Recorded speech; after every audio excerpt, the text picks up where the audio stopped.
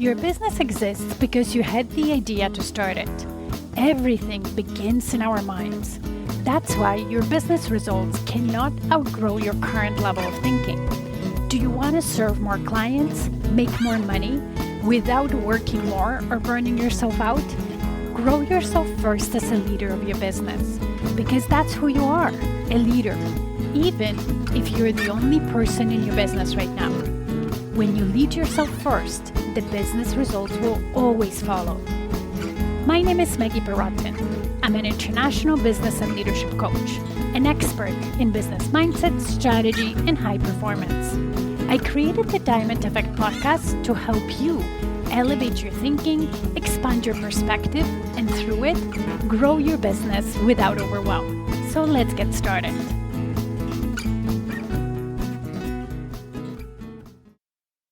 Welcome, everybody. Diamond Effect Podcast episode 201.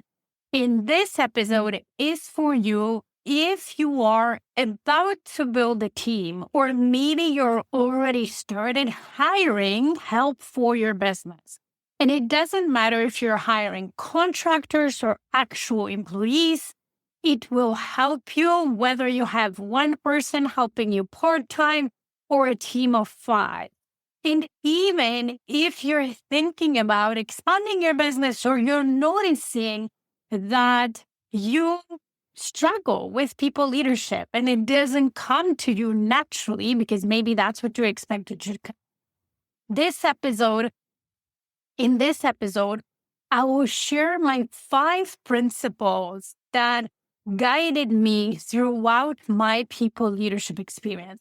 The idea came to me from a question that I received not so long ago from a brand new manager, somebody who wanted to grow their leadership skills. And I thought I would share that with you because many business owners are in the stages where they're going from solopreneur to now expanding their business and getting help from other people. Leadership is a huge subject. There have been thousands and thousands of books written about it. Many people, consultants, other leaders have advice, and all of that can actually overload you when you're just starting and thinking, I just want some simple things to help me navigate my early journey. Sometimes when you start digging into leadership, certain advice is contradictory, or it can be confusing, or it's applicable to large team and large corporations. And you might wonder, how do I actually apply it to my small business? How do I apply it to my first virtual assistant, or my first 2 service providers that will deliver services alongside with me to my clients? So if that's you're in the right place, what I did for this episode is I took my theoretical knowledge, not only from business studies and leadership studies, but many, many leadership books I've read, and combined it with my practical knowledge. I've actually been a people leader for over 15 years. Not only have I built the teams from scratch, so hired people, trained people, and so on, but I also turned some low-performing teams around into high-performing teams. I've led hundreds of people over those 13 years, motivate them, train them, help them grow in their careers. And I also performance manage them. And I did let people go in my career. So I combined that into 5 simple principles that will really help you step into people leadership journey, that can guide you. And I promise you they work no matter how advanced you are in your journey, or how early you are, and how many people you lead, whether they're your contractors or employees working for your business. Those principles are very valuable. Those principles can save you a lot of time and a lot of headaches. So let's get started. The first one is lead by example. I'm a huge believer in that. There is too many people out there in the world, especially in politics, who call themselves leaders and they say one thing and do completely different things. That's not leadership at all. And I don't want to get into this topic, but let's focus on the principle. Since we're kids, as human beings, we're really wired to observe others and build our trust based on not what other person says, but what they do. Because what we do is a true reflection of who we are and what we believe in, right? And we as human beings have this sixth sense about it. And you see it in children, right? Children don't do what parents tell them to do. They mimic their parents. And that doesn't go away as we age and as we become adults. It becomes the subconscious thing. So people do not trust leaders who say one thing and do something different. If anything, they become very weary of those leaders and cynical when the behavior contradicts the words that are being said. So if you want your employees to be punctual, you have to be punctual. You cannot be coming late to the meetings, whether it's team meetings or meetings with them, or even to work if you're in a physical location. If you want your people to be engaged, you need to be engaged. I had somebody tell me once that they're working for this nonprofit company, and the executive director of the nonprofit was meeting with their team on Zoom with the camera off, or they weren't present during the meeting. If that's you as a leader, you can't expect your team to be engaged during the meeting. You can't expect your team to really listen to what you're saying if you're not present when they're talking. If you want your team members to be reliable, you have to be reliable, not only to your clients, but especially to your team members. So let's say if you're promising them a party at some point, no matter what, that party has to happen. If you're promising them a pay raise at a certain time or when certain conditions are met, that needs to happen when that time arrives or the conditions are met. What leading by example does not mean is you doing the job of your employees, showing them that you can do it and so on, right? Sometimes, yes, we hire employees to help us with something we've done before and we're able to show them and do that. But sometimes we hire people for their expertise that we do not have, and we pay them for that expertise. Therefore, we cannot do that job because we just don't know how to do it. That's why we're hiring them. So leading by example, it's not about being able to do exactly the job that you're hiring somebody to do, but it's you showcasing in your behavior the values and the principles that you want to see in every single employee of yours, no matter their role or technical skill. The second principle is know your people. You're not a leader if you do not know who you lead, if you do not understand and really deep understand people who you lead. If you have so many people under you that you're not able to get to know them, that means your org structure should change, and maybe you should get help in leading people in the form of hiring team leads or managers, right? You always need to have enough direct reports under you where you will have time to spend with them to get to know them. And there's two levels of you knowing them as professionals. So understanding what are the strengths, what are their skill sets that you can play to and utilize for them to be successful in their job, and through that help you grow your business and achieve the goal. You also need to understand what motivates them. There are some people who get motivated by external praise and they love it. Some people actually hate that. All they want is you recognizing that, let's say they're doing a good job, but they want it to be done quiet and just in conversation. Knowing your people will allow you to lead them better, will allow you to increase retention, increase their satisfaction, and get the best out of them, which ultimately translates to them contributing the best or the most into to grow in your business. And I can't stress the importance of that. If you read books, they give you an idea of how to retain and motivate people, but they do it like a brush all. Everybody is the same. And of course, yes, if you're a large corporation, there's 80% of what motivates people that's the same for everybody, right? So that 80% can be structured into processes and proper pay and bonuses or other things. But there's always 20% that it's individual to each team member, and it's up to their direct leader, their manager. And if you're a business owner, small business owner, you to figure out and know your people to then help them be the best they can be, because ultimately that serves you.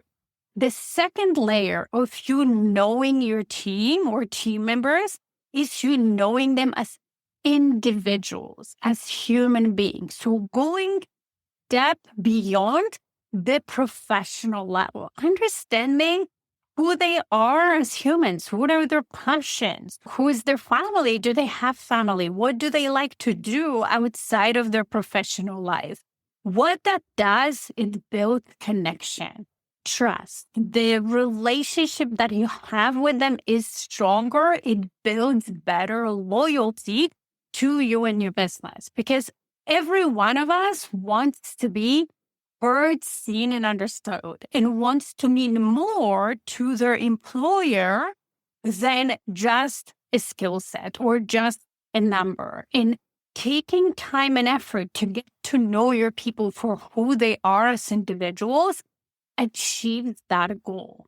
That does not mean you have to be best friends to everybody. That does not mean you have to think of them as your family and invite them to your private or personal events if you don't want to do it.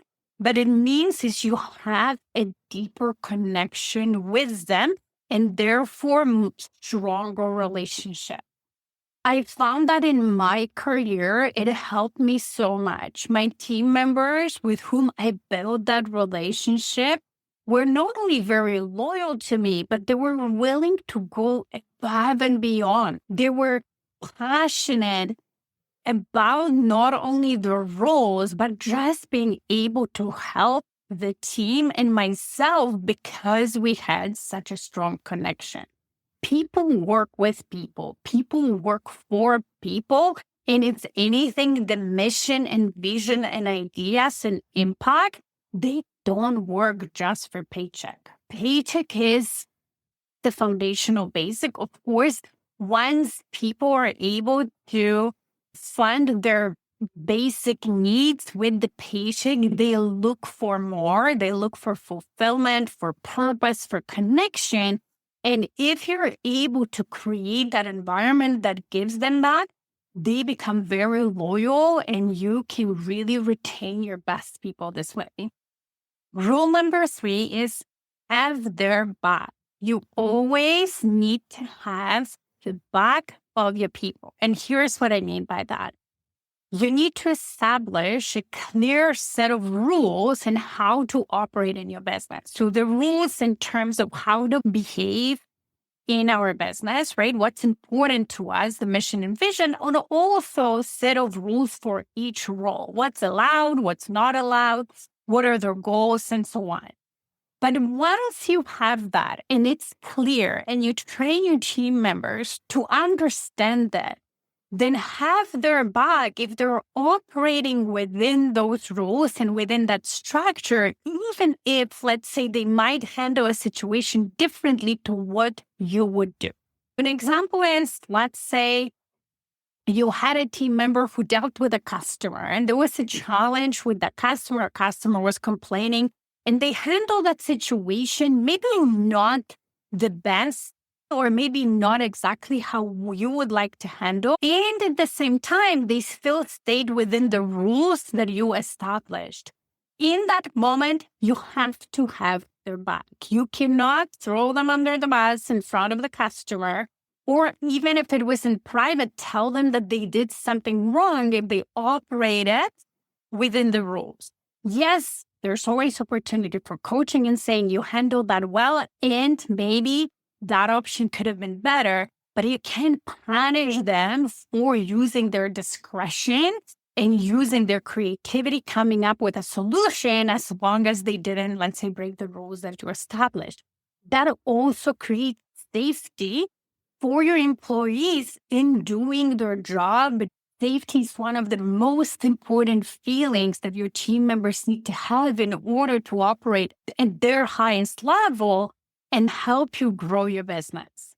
So let's just say if the customer wasn't happy with the resolution that your team member given, you would not want to tell the customers, oh, they did something wrong and I don't agree with them. What you want to tell the customers, okay, my employee handled it within the parameters of our policy and so on. And then if you still want to give customers something more, depending on the situation, you can say, right? But there is a difference in how to handle. You want always to have their back.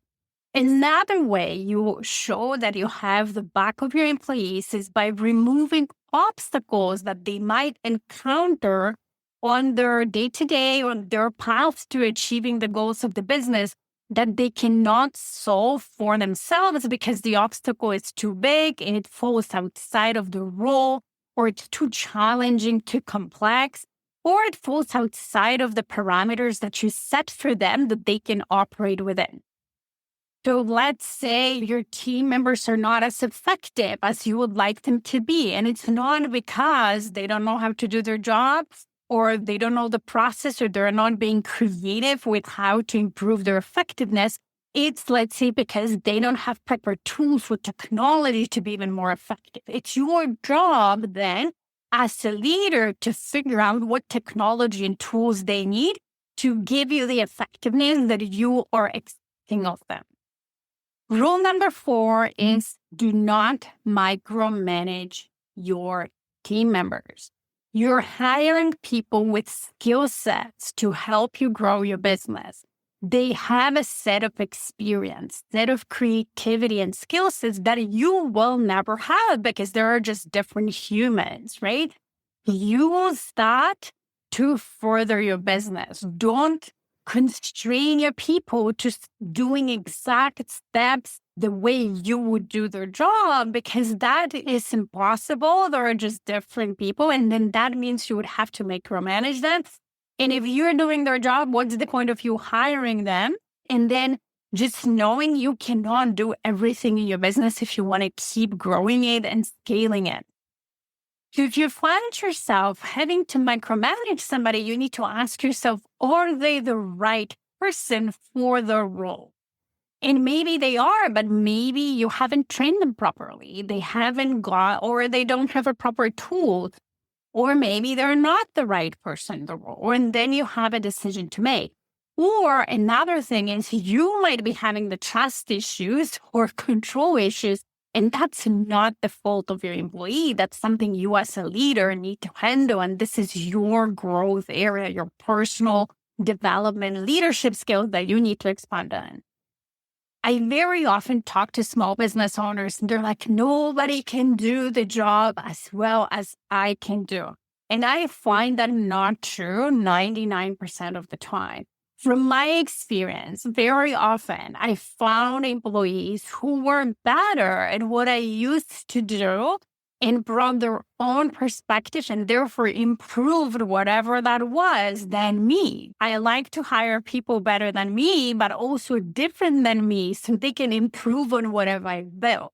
And as a CEO, you always want to be focusing on 20% of activities that deliver 80% of the result. And those activities will change for you as you scale your business.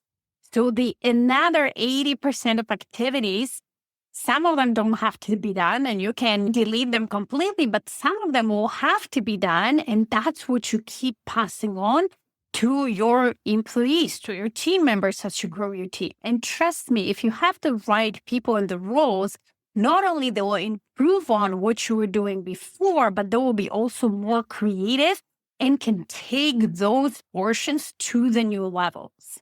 So how not micromanaging looks like is you giving your team member an outcome that you want them to achieve within certain set of rules if they are important to that, and then leaving it up to their creativity to achieve that outcome. Because there's many ways, always many ways to achieve one outcome. You might see only 5, but then your employee will see another 10. So, for example, you would like to increase customer retention by 20%, and you hired somebody, or you're promoting one of your existing team members, you're just giving them that. You might set a rule where you say, okay, we want to achieve 20% in customer retention, but we don't want to achieve it through discounts and giving people discounts just to keep them, right? But then, and so that can be the parameter you set, but then how we are going to achieve them and so on, you might want to leave it to your employees and then just check on it in regular meetings and check-ins that you have with them to see what they're coming up with. You can help them brainstorm, but you don't want to impose on them every single idea. Another example could be maybe you're hiring somebody to help you with the social media. Again, setting a goal. Okay, what do we want to achieve? Maybe we want to achieve more following, better engagement, and so on. The parameters around could be whatever we post needs to be in alignment with our brand and what we're all about and our values and so on. However, then individual posts or individual engagement on ideas, you leave it up to whomever you hire to help you with this, because hopefully if you're hiring an expert and a creative person who can bring your social media presence to the next level. I promise you, nobody likes to be micromanaged, because micromanaging means you don't trust the person to do their best work. And when people don't feel trusted, it affects them negatively, and they're definitely not going to care, because they'll be like, what's the point of me trying to do my best and be creative if I can't do it because I'm being micromanaged? So again, if you find yourself when you need to micromanage, you want to ask yourself, do I have the right person in the role? Why don't I trust them to do the right thing? And if the answer is maybe it's me, I have control and trust issues, then you need to work on yourself. And if it's the other person, they're not right in the role, then you also have a decision to make. And that brings us to rule number 5. Do not keep low performers or toxic people in your team ever. I find that small business owners sometimes keep wrong people in their business for 2 reasons, usually. Reason number 1 is when they see, but they're such a nice person. So they have a nice human being in a role, but it's a wrong role for them. So the person is not really performing well, and they're probably stressed and not feeling good. But the business owner doesn't want to change the role or let them go if they don't have any other role, because they're like, oh, such a nice person and I don't want to hurt them. The second reason why sometimes business owners keep other, especially like toxic people and the wrong people together, is that they, as business owners, want to be perceived nice, and they don't want to think about themselves as somebody who's maybe hurting somebody else by letting them go, right? And they don't want to feel the discomfort and negative feeling that unfortunately comes with letting somebody go. Here's a couple of things I want to mention here. First of all, it's normal to feel sad and have some negative feelings or feel discomfort when you think about letting an employee go. Only a sociopath would not feel anything. Because of course, as a compassionate leader, you know that you letting somebody go will affect them negatively, even if it's just short term. When you let a person go because they were just not the right fit for the role, or especially if they're toxic, you're actually doing them a favor. If somebody's not performing well in a role and you cannot relocate them to the role that they would perform well, you're freeing them. You're allowing them to find something where they will be able to succeed at, when they will feel amazing about, and then hopefully have actually a better career, rather than them getting stuck and just be there because they might be thinking, oh, I need the paycheck. I have the role, so I will stick with it. Even though I hate it, I don't feel good. It stresses me out. So as a leader, you're actually doing them a favor. When you're letting go a toxic person, you're actually doing a favor to your team, to your best employees and yourself and your business, because they get affected by the toxic person. And if you keep a toxic person in your team, you're actually pushing out your best people, because your best people will never want to work in an environment that's negative, that's toxic, and that's rewarding the wrong people, right? Because they're thinking, maybe, why do I even try if I have this other person sitting next to me who's toxic and they are being kept and rewarded and maybe given some basic benefits or bonuses when I'm here and doing my best and receiving the same treatment? Because true leadership, it's not about you. Being a leader, as opposed to individual solopreneurs or individual contributors, your focus shifts from you to your team members and your team and your business, right? Your role is to empower them to achieve and help you achieve business goals, and to do everything you can for them to be the best they can be. Because in the long term and short term, it benefits you. It benefits your business. But it's no longer about you. So as a leader, we need to be able to put aside the fear or the feeling of discomfort when we need to let somebody go for the good of the business, to the good of the team members that are actually doing well. It's not that much different than when you're a parent and you need to tell your child something they don't want to hear because they're doing something that doesn't serve them. And in the moment, you might feel like a bad person, but it benefits whatever you're teaching your child in that moment, benefits them in the long term to become good, kind human beings that contribute to the society, right? If we let our children eat all the crap in the world they want to eat, it wouldn't serve them long term in their health. So our child might not like what we tell them in the moment, but ultimately they will appreciate it down the line. And leadership with your team is very often the same. Sometimes we need to say the things or do the things that a person in front of you might not appreciate in the moment, but they're just the right thing to do for them or for the team and the business.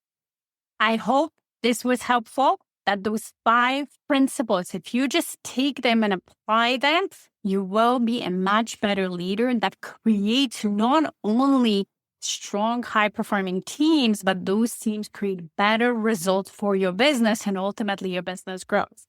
Now, if you want more help in your specific situation in your business, I invite you to book a free consultation with me, and I will share the link in the show notes to book it. Have a fantastic week. See you soon. Thank you for listening today. If this podcast resonated with you, please come back. Also, you can leave a review on whatever platform you're listening. And if you have a suggestion, question, or a topic you would like me to talk about, let's get in touch via email. Email me at maggie@stairwaytoleadership.com. See you in the next episode.